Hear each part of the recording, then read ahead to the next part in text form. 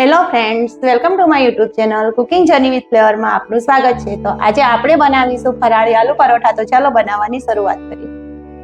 ફરાળી આલુ પરોઠા બનાવવા માટે બટાકાનો મસાલો બનાવવા માટે મેં અહીં 5 થી 6 મીડિયમ સાઇઝના બટાકાને બાફી લીધા છે અને એની છાલ ઉતારી લીધી છે। હવે આ બટાકાને આપણે પોટેટો સ્મેશરથી સ્મેશ કરી લઈશું।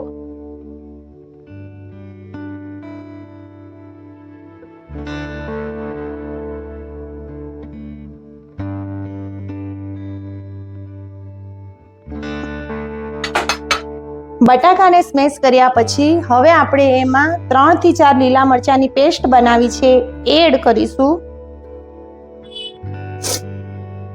ધણા જીરું એડ કરીશું। અડધી ચમચી ધણા જીરું લીધું છે। અડધી ચમચી ગરમ મસાલો લીધો છે અને સ્વાદ અનુસાર મીઠું એડ કરીશું। હવે મસાલાને આપણે મિક્સ કરી લઈશું। આપણે હાથ વડે જ મસાલાને મિક્સ કરીશું।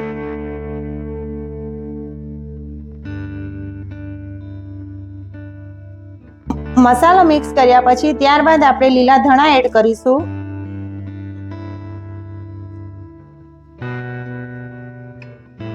તો ફરાળી આલુ પરોઠા બનાવવા માટે બટાકાનો મસાલો બનીને તૈયાર છે। મસાલો બનીને તૈયાર છે। હવે આપણે પરોઠા બનાવવા માટે લોટ બાંધી લઈશું। અહીં મેં જે બજારમાં મિક્સ ફરાળી લોટ મળે છે એ લીધો છે। હવે આપણે એમાં સ્વાદ અનુસાર મીઠું એડ કરીશું અને 2 થી 3 ચમચી આપણે તેલ એડ કરીશું મોવણ માટે। હવે મિક્સ કરીને આપણે લોટ બાંધી લઈશું।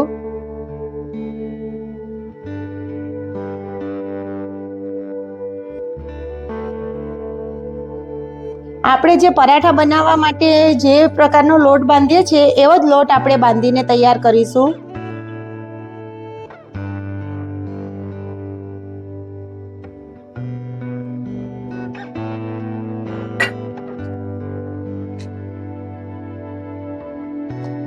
હવે લોટને આપણે 10 થી 15 મિનિટ રેસ્ટ આપીશું।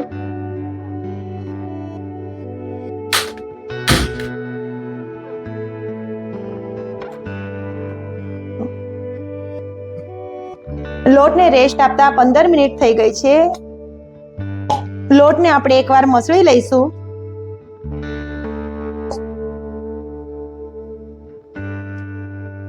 હવે આપણે આનો લોયો બનાવી લઈશું।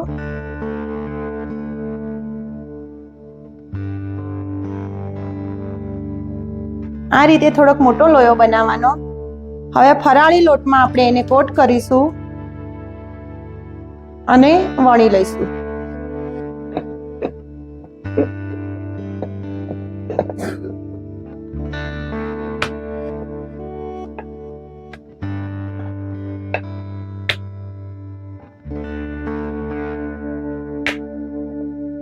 હવે બટાકાનો જે મસાલો બનાવીને રાખ્યો હતો એ મસાલો આપણે ભરીશું।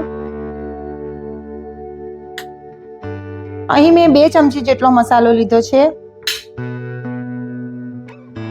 હવે આ રીતે આપણે પરોઠાને બંધ કરી લઈશું।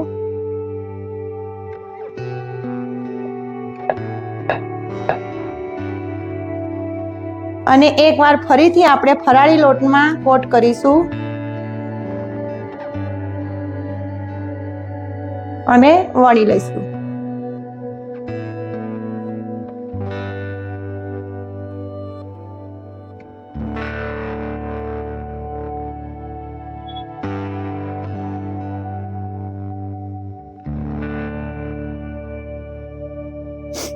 આ રીતે એક સરખો પરાઠો બનીને તૈયાર થઈ ગયો છે। હવે તવો પણ ગરમ કરી લીધો છે। પરાઠાને આપણે ચડવી લઈશું।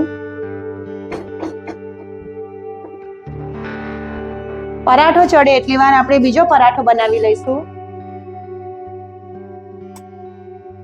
પરાઠાની ઉપરની થાળ ચડી ગઈ છે। એમાં આપણે 1 ચમચી તેલ લગાવીશું। અહીં ઘીનો પણ આપણે ઉપયોગ કરી શકીએ છીએ।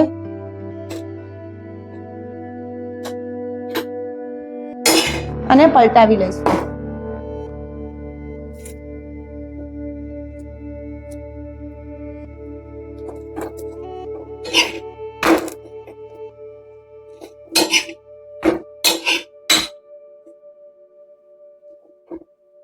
બીજી થાળ ઉપર પણ થોડું તેલ લગાવીશું।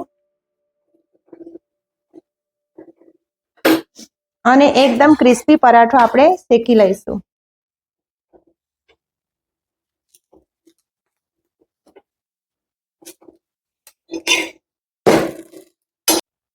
પરાઠો બનીને તૈયાર છે. આ જ રીતે આપણે બીજો પરાઠો બનાવી લઈશું.